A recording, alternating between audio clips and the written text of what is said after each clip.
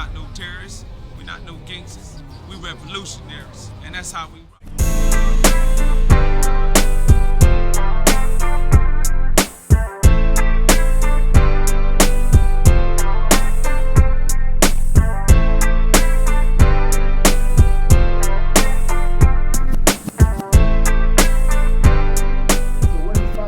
I know you grew up here in the whole 9 yards. What inspired you to make this movie?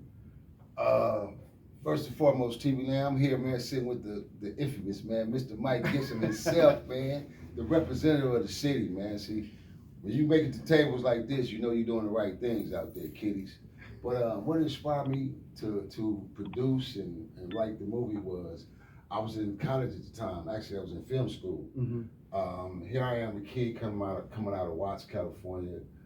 NICKERSON Gardens primarily, mm-hmm. known structured blood territory, sure, ruthless, and I literally come from that generation. Once upon a time, that second generation, mm-hmm. Where it became very volatile in the '80s, which we call the bloody '80s. Mm-hmm. So I survived 30 years of my life of the street life, the criminal elements, banging, just living that life, bro. To where I had an epiphany one time, and I woke up and I said, you know, enough is enough. Like, when am I gonna get this up, or am I gonna make this a lifetime career? Which is only two directions: death and prison. That's it. That's it. Death and prison. There is no gold watch at the end of the day. I'm not gonna meet you and you're gonna tell me, hey man, we're gonna give you a watch for gangbanging for 45 years and you made it out. That ain't how to go. That's not realistic. Right. So, me being the leader that I was, and it was something that was in my genes, handed down from my father. So I was able to make a decision that a lot of my peers, a lot of my homies were able to make. Right. And say, man, enough is enough. I'm gone. I'm done. Right. So I just told my little relative one day, I said, we were sitting back chilling. I went to his place of business. I said, Bird, I'm not coming back. I went to my neighborhood. I said, I ain't coming back. I did my advocacy work for 12 years as a trooper in that area. And I wish I could have went on and put like at least 20, 30 years in, you know, of it. But unfortunately, because there's so much misguidance and mistrust and disloyalty when it comes to that circle. Sure. And me finding this out, and I was like, I can't do this, man, because my heart is really in it for the people. Right, right. You know, I'm not gonna put no suit and tie on and go out and lie to the people. Right. I didn't do it for the streets, so why would I do it from a political standpoint? Absolutely. If they put me in an appointed position to represent my people, then that's what I'm trying to do, represent my people. Right. So why would I sit here at the round table with 4 or 5 different organizations, and we all not proper organizations, but we really from the same communities, and we really against one another because it's friction. Right. So when we get around you guys, it shows that we're not together because it comes out. Mm-hmm. You know what I mean? Yeah. My organization might still try to tug you because we feel we better than them. Hold on, we supposed to all be on one alliance. Working together, right. One alliance, working together. Sure. For one cause. Mm-hmm. And I'm outspoken, so I'll speak against things like that. So it takes me out the equation. Mm-hmm. So I just found myself leading into the film world. Well, let me tell you something. First of all, I'm grateful that you're here and grateful for all your success, because one of the things that I grew up in Watts, not in the housing development, on 89th and Avalon, between Stanford and McKinley. So went to Fremont and Drew in 93rd. So that was my upbringing. And, could have got involved in the gangs, but didn't. My cousins did, paid the price for it in more ways than one. And it's this generation right now is really, I believe, is reaching out for help. And that's one of the reasons why what I did in Imperial, I got them $1.5 million. We're building a sound studio, recording studio, and a movie production studio inside right there. So those kids in the surrounding areas can take advantage of it. And then we're going to have some celebrities start doing the training and teaching and helping. The record industry is like, Mike, we want to help out. We want to be a part of that. Right. So one kid over in Nickerson, the Rams, Chargers, Rams. We just did our whole field over. The whole field. And the gym. That's right. But this kid said, they were like, line up. He said, I want to get in front because he says, this is my way out. Football, he has said that football is going to be his way out of here. And he had a dream and still has a dream and a hope. And we want to make sure that we create those opportunities for them to get a pathway out, so they don't have to go to jail and, you know, have a hard knocks, but, you know, have somewhat of a successful life and opportunities. It's just, everybody wants opportunities. Right. You have opportunity right now to go back and pour into these young cats where their cups are empty, and you just pour into them, let it overflow with possibilities. Right. So it's your narrative, it's your journey that can change people's lives. And that's what I was most, you know, I was just drawn to it, right? Yes, overall, that's why I say my heart really be in it for my people, because my give back is the incentive to the kids. Right. Because that's who we got to nab and grab a hold, because that's the next future and the present to come. Right. A lot of kids who became young teens, from teens to young adults, they're lost. Mm-hmm. And they're lost not so much as to the point where they can't turn it around. Some can't because they're in their system. Right. And the system got them for the next 20, 25 years. Yeah. So now they got to go through that. Okay, I learned the hard way. I had to go lay down for 25 years. Yeah. Then come home. But then you got those who may do 2 or 3 years that you can turn them around, because now you've been there. You've seen how the system is. It's crooked. Your fake homeboys is crooked. It ain't the homeboy system like you thinking. It's rugged. Sure. You know what I'm saying? Sure. Especially if you weak. Right. When out here you think you really hard, but you get in there and find out, wait a minute, this cat's harder than I thought I was. Right. And they showed me that. Right. You know what I mean? So you go through some detrimental things in your life, man. So for me, that's why I say, going through my experiences that I went through for those 30 years of my life, and then having the opportunity to sit down, take a test, and be accepted in this elite film school, knowing I'm a known ex-former notorious bounty hunter. Right. Who does this? Mm-hmm. Come from the projects, go to the hills of Hollywood and get accepted in AFI. Go to Stellar Academy. Go to 4 or 5 different academies, get accepted in these academies, and do his thing. Right. And then I pay my way through, pay my own tuitions, but I had to take tests. Right. It wasn't something where you can come in and just pay and they're gonna teach you. Right. And I could have went to smaller little schools or whatnot, but I wanted to learn from the elite, the best, you know, and so that's my inspiration. And like I said, I had an epiphany. I was in the last of my school, and I was doing a thesis project where I was traveling from different, just thugged out, worrisome communities from the East Coast, the West Coast, the South, the far as to Chicago, to Caribbean Green. And I was guerrilla shooting at the time. You know what I mean? Just jump out, boom, me and my cameraman, probably a light man, we jump out, I'm doing my thing. Hey man, I'm such and such host, and I'm on it. Right, so I looked up, I had accumulated so much footage from that. I said, damn, so I told my business partner, I said, man, this documentary film is gonna be pretty long, bro, and I don't want it to be a typical doc film. So I went back home, I'm looking at certain shots, and I'm looking at certain editing points, I'm going, I don't like this, because my mind is racing somewhere else. I gotta tell a message. Right. It's like this doc is gonna deliver the message, but my mind has told me something else. I gotta deliver this message. So I called this young lady I know who owned rap pages. And I was dating her once upon a time, so I called her and told her I was doing this film, this thesis, and I was thinking about titling it as Ear to the Streets. She said, why would you call it Ear to the Streets? It need to be marketable. It has to be catchy. Sure. She said, you're from Watts. You have a respectable reputation. Sure. Why not it be called King of Watts? And the light bulb hit me. Boom. I said, dang, you're right. The King of Watts. Not per se as me as an individual. Sure, I know. But the film itself selectively, right? Right. So now it brings me to, I woke up and said, oh, boom, I woke up in the middle of the night. I start writing. So I start writing the script to it.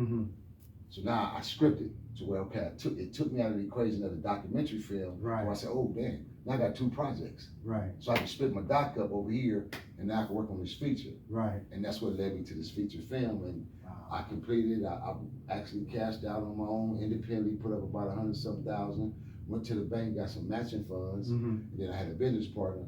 We shot it. So I shot the first ever going to be seen film from a cinematic standpoint of the Nixon Garden like that. No big major director, producer have came in during that time. Now, in this era, they're starting to come in and recognize and starting to give the community jobs and give them that exterior shots of showing the projects. But I did it first in 2008 and 9 when I shot this film. Wow. So when can we actually watch it, view it? Oh, Mike, man, get your popcorn, man, get your stab, get ready. It's going down. April 15th is the official date. Right now, any day, I know I got a couple of days left for March, but it's going to be on prime time. Amazon and their selection this month, March. Wow. But my Tubi release date is April 15th, and then from Tubi, we hitting Plex, and then from Plex, we hitting Roku, and then we trickling on down, man. Well, let me just if you do a debut, private screening, count me in. I would love to see it. April 15th. Wait a minute. Why is that? Is that tax day? That's tax day. Yeah. Okay. Get it, too, so you can't be late on them taxes, man. It's important, man.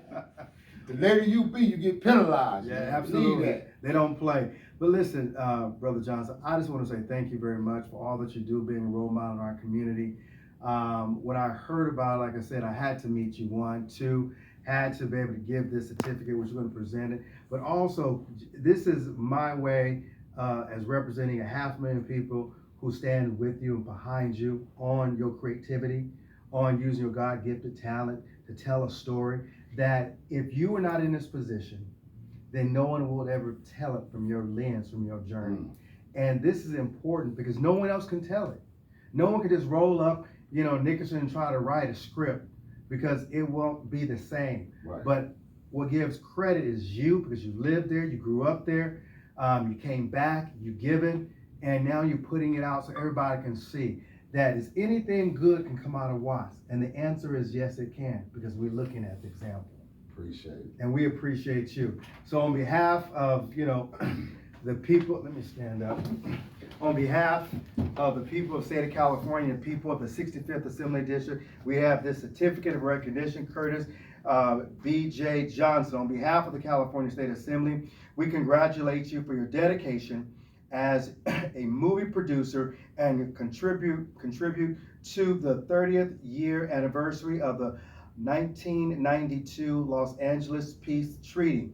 Your commitment to telling the story and your cinematic excellence has made a long-lasting impression on film and the film industry and inspired countless individuals through your creativity, through your vision, and your continuing to being a bright, powerful narrative to life that enhance our culture and commitment. This day, March 28, 2025, is signed by Mike Gibson, but it's actually given on behalf of the 500,000 people that I represent. Man. So we celebrate you and we say thank you very much. Appreciate it out there, y'all. Appreciate everybody. Appreciate the love, Mike.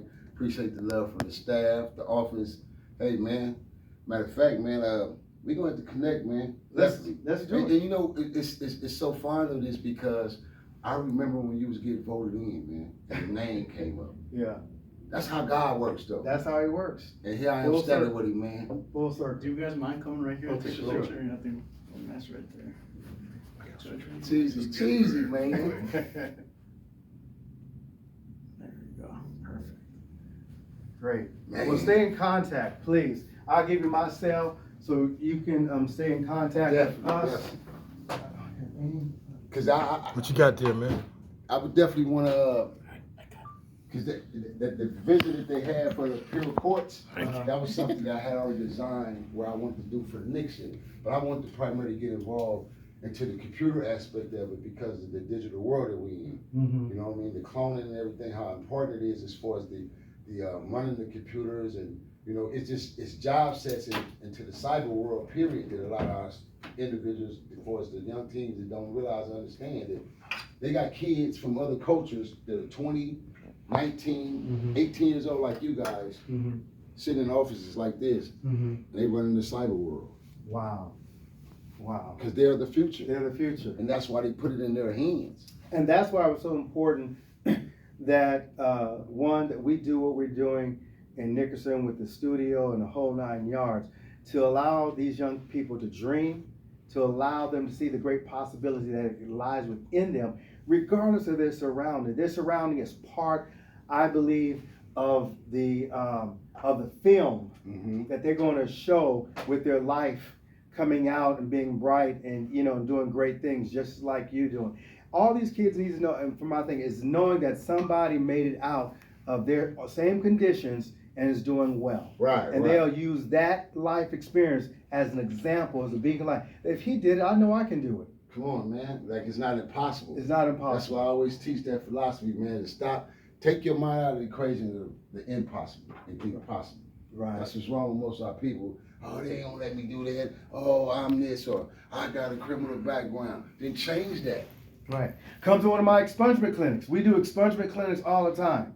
We do it monthly, where we're doing expungement clinics in my district. We have one coming up in Nickerson. Do you guys know the date? This Saturday, I believe, yeah. This coming this Saturday? weekend, yeah. Oh, this weekend. Yeah. I've done them in all parts of my district. We've done them at Jordan. We've done them at Nickerson. We've done them over at Imperial, where whatever it is, come. I have lawyers. I have public defenders expunging people's cases. People are walking out crying because That's the important acknowledgement right there. It's a game changer when they don't have to have their past hold them back like an ankle weight, and it's cut off, and they can get a better job, make more money. They don't have to worry about it coming up on a criminal background because it's gone.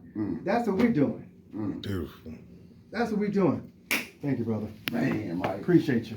Be extra, man. Okay, give me a call. Appreciate everybody. Okay. Of course. Thank you for coming by. We really do Yeah. appreciate it as well.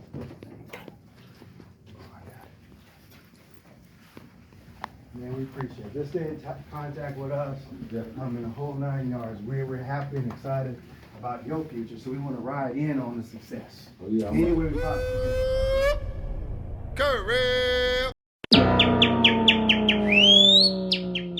Here I lie in a puddle of blood, asking myself, damn, how'd I get in this situation? No explanation. The way of life, you violate, you pay. Wrong place, wrong time. We hit them, they hit you back. Here's a theory of three gangsters, allowing their sexual standards, put them on a point of no return. But in the end, karma's a motherfucker. This shitty bang bang, crippin' blood thing, it's real in the streets, niggas. It's real in the streets, niggas. Ear to the streets. But I'm a known hunter, you know what I'm saying? Back in my days when I was doing my thing, I regulated in a real way. That's why I keep my ear plugged to the street, man, even though I'm on a trying in life to succeed and you know, make it better for myself and for my family. You know, I really walk this life right here. That's why I'm showing the world what I'm showing them, because I really walked this life. I did this. I really been shot up, stoned, beat down with bats, stabbed. The whole nine, I went through this shit for real. What's the epitome of thug? Is it gangster rap? Is it getting shot and selling 1 million records? Was it really? Gangster rap, how it is now, how it's developed at least, has become like synonymous with quote unquote the mafia, the gangsters of the mafia, or synonymous with